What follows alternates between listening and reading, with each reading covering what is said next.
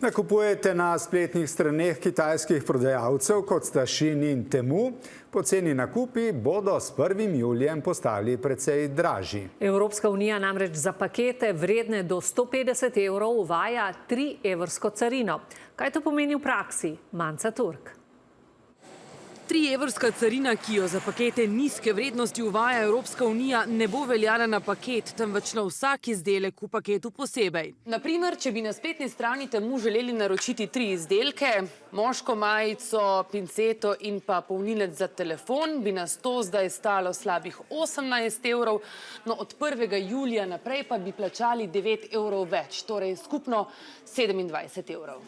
In pozor, če bi kupili 10 polnilcev za telefon, za katere velja ista blagovna postavka, bi carino, torej 3 evre, plačali le enkrat. Ja, dodaten strošek, dodaten davek, tako da še dodatno obdavčitev. 3 evra za vsak izdelek je tudi malo noro.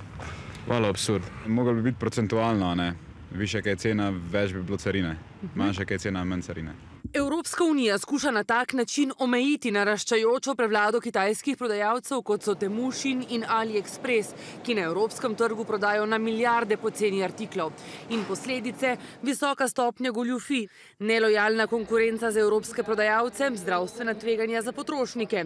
Vrednost teh pošiljk pa v letu 2024 je bila 4,6 milijarde evrov, letos se predvideva, da bo okoli 6 milijarde evrov.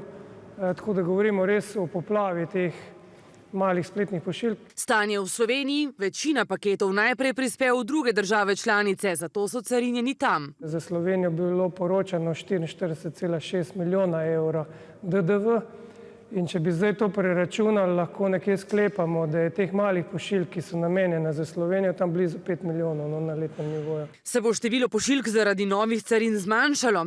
Kastelic predvideva, da bodo kitajski spletni trgovci prav zaradi ukrepov Bruslja optimizirali svoje poslovanje. Da bodo večinoma te platforme mogoče začele poslovati preko skladišč v EU-ju, in da bo v ozadju šlo za te blagovne uvoze, klasične blagovne uvoze. Ali boste 3-evrsko carino plačali dostavljavcu ali ob nakupu na spletni strani trgovca, še ni določeno, a najverjetneje bo obveljalo zadnje. Carinjenja v spletni košarici pa po besedah Kastelica verjetno niti ne boste zaznali.